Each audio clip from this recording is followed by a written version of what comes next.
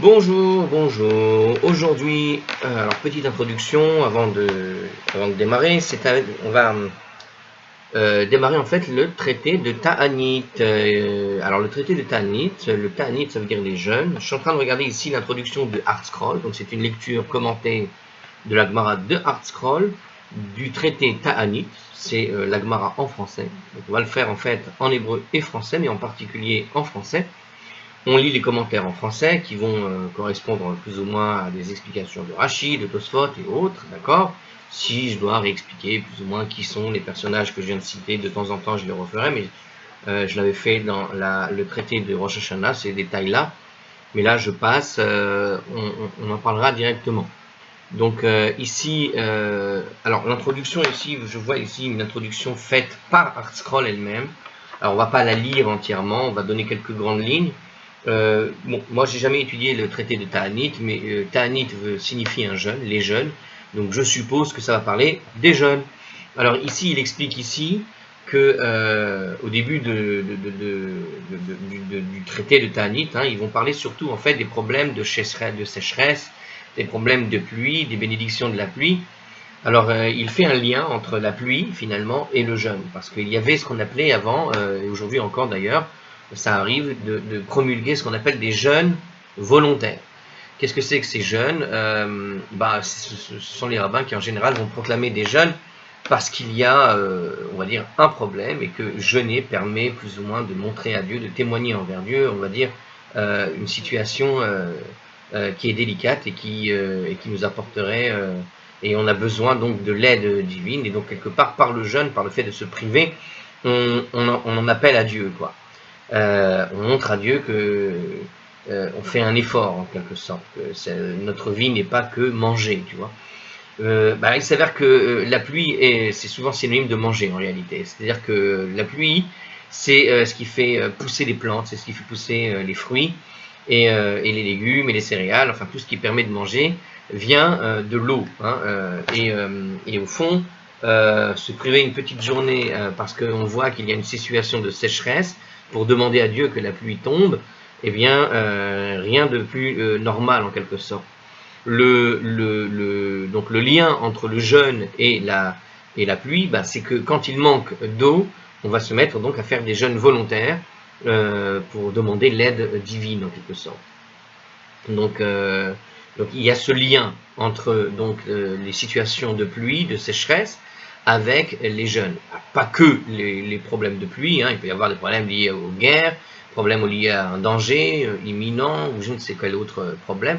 En général, quand tu réclames, quand tu as besoin en tout cas d'une aide divine, le jeûne permet en fait d'expier une partie de notre côté matériel pour retrouver un peu ce côté spirituel que Dieu réclame en général de l'être humain, que l'homme ne soit pas juste un animal qui se nourrisse. C'est un peu cette idée-là. Bon, apparemment, on va parler plus ou moins de ça, mais pas que. Alors, je vois ici, alors c'est bien ici, ils ont fait une sorte de petit résumé pour chacun des chapitres. Donc, dans le détail, ici, par exemple, donc pour le chapitre 1, qu'est-ce qu'ils nous disent ici? On va faire en fait une analyse des allusions à la pluie l'on place dans la Hamida. Vous savez que dans la Hamida, on va faire la bénédiction de la pluie. Donc il y a deux expressions.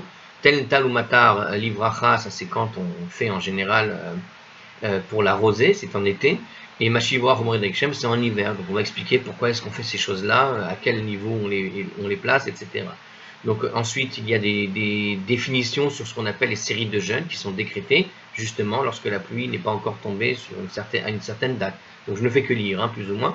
Une grande partie du chapitre est consacrée à la pluie, à la nature, son importance, la relation entre la pluie, le niveau spirituel du peuple. Donc on va vraiment expliquer un peu tous les détails, ce genre de choses-là, etc. Bon, allez. Ensuite, ici, ils nous disent qu'il va y avoir un chapitre avec des Haggadot qui ont trait à l'étude de la Torah. Car l'eau et la pluie sont une métaphore pour parler de la Torah. J'ai quelques histoires là-dessus d'ailleurs. C'est bien, c'est ici qu'on les trouve. Je ne savais pas que c'était dans Ta'anit qu'on trouvait ces métaphores.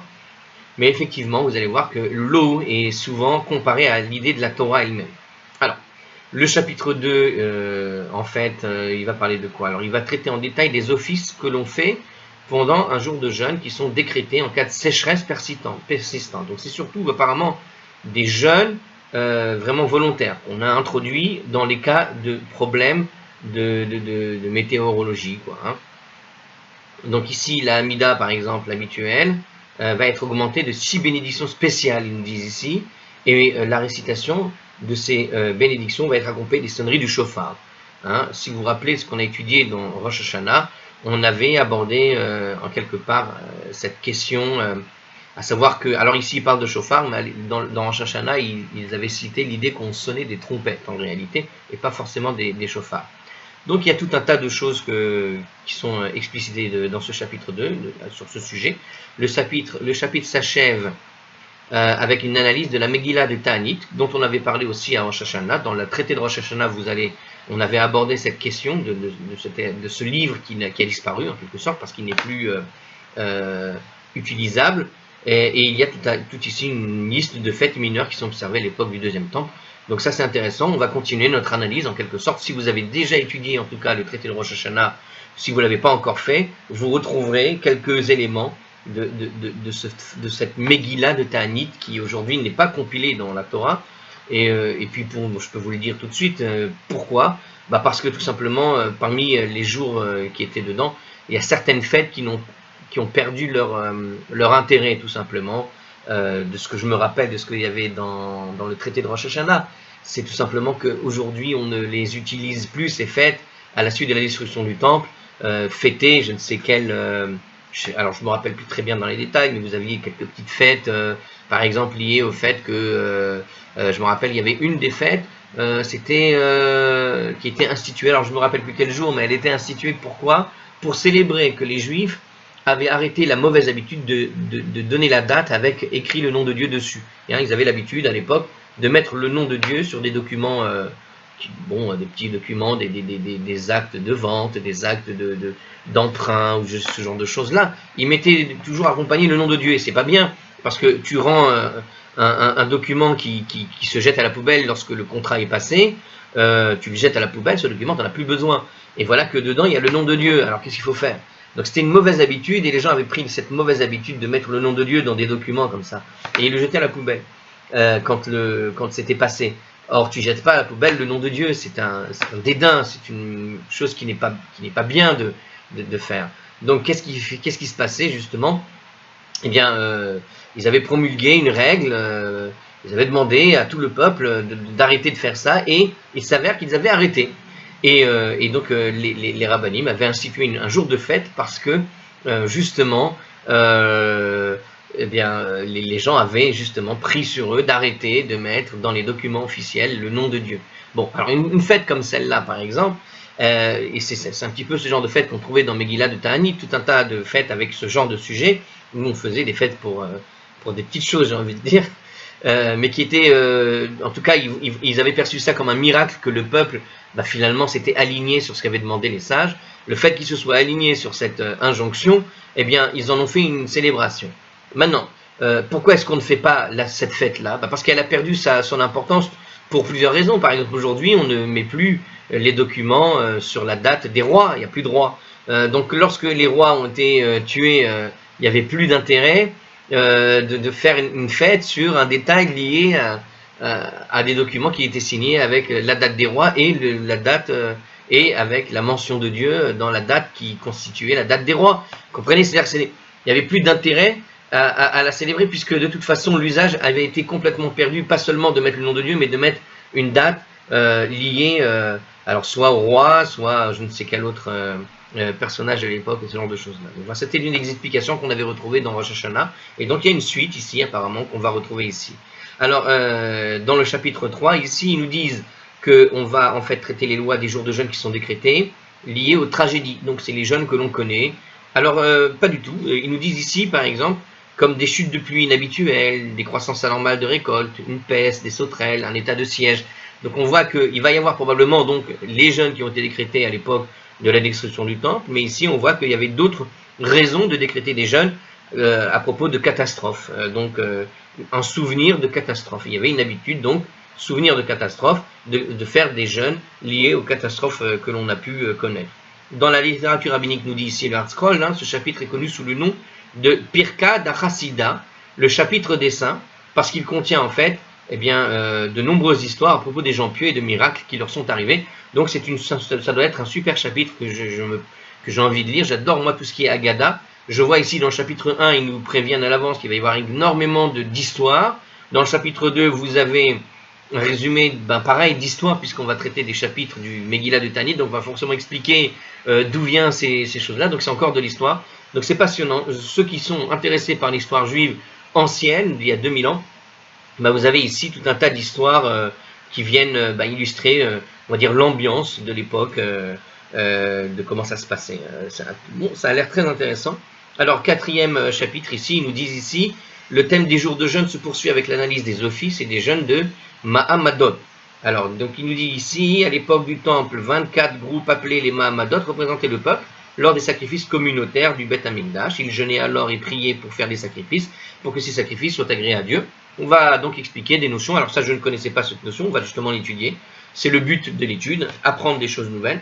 Ce chapitre décrit également les tragédies nationales. Alors évidemment, justement, voilà, c'est ce que j'attendais, parce qu'il fallait bien que dans le traité des jeûnes, on parle à un moment donné des jeûnes qui sont actuellement en cours dans le calendrier juif. Donc il nous parle ici du jeûne de Tisha B'Av, du 17 Tammuz, voilà, le 9 Av, etc. On va voir toutes les lois qui sont relatives à cette période-là, probablement d'autres. Le traité s'achève sur une note exaltante avec le rappel des moments de fête les plus intenses pour Israël, Yom Kippour, le 15 Av, où avaient lieu les cérémonies. Alors on va parler ici de Tou B'Av, c'est intéressant, c'est un petit peu ce que les gens ont l'habitude de dire de manière un peu erronée, mais la Saint-Valentin des Juifs. Donc c'est dans ce traité que l'on va parler effectivement des grandes fêtes particulières qu'il y avait au 15 Av et ce genre de choses-là.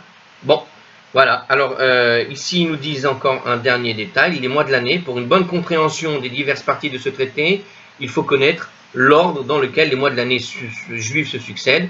Alors je vous donne les mois de l'année. Si vous voulez noter dans un coin, si vous les connaissez par cœur, j'aurais dû le faire pour le traité de Rosh Hashanah, je ne l'avais pas fait, mais on en a parlé quand même. Alors ici, voilà l'ordre, si vous les voulez. Alors l'ordre à partir de Nissan, parce que bon, il y a plusieurs façons de compter. En tout cas, à partir de Nissan, ça donne dans cet ordre-là. L'ordre, il ne changera pas si vous le comptez à partir d'ailleurs. Mais on démarre ici en Nissan. Donc premier Nissan, deuxième Iyar, troisième Sivan, quatrième Tammuz, cinquième Av, 6 Elul, 7 Tishri, 8 Marché Cheshvan, 9 Kislev Listevet, 11 Shevat, et le 12e mois, c'est le mois de Hadar, et de temps en temps, on rajoute le mois de Hadar numéro 2, c'est à ce moment-là qu'on le rajoute, après le mois de Hadar 1. Alors, le calendrier juif est essentiellement un calendrier solaire, ces mois correspondent donc pas tout à fait au calendrier solaire. De nos jours, les gens sont plus familiers avec les calendriers solaires, janvier, février, etc. L'automne et l'hiver, en général, correspondent plus ou moins entre Tishri et Hadar, c'est-à-dire plus ou moins à septembre et mars, en tout cas quand on parle en cas de l'automne et de l'hiver juif, puisque l'automne et l'hiver dépendent du soleil, c'est en général autour donc du mois de septembre à mars, bon évidemment de septembre et de mars pour le calendrier solaire, mais ça correspond plus ou moins au mois de Tishri et de Hadar, qui évidemment vont bouger, parfois ils vont mordre sur octobre, parfois sur août, parfois sur Hadar il va mordre sur juin, bon, avril, ça va dépendre de comment se goupille le calendrier. Voilà, ça c'était pour l'introduction, on va parler de tout ça, et un bon démarrage, et je vous souhaite une bonne étude avec l'étude de Ta'anit.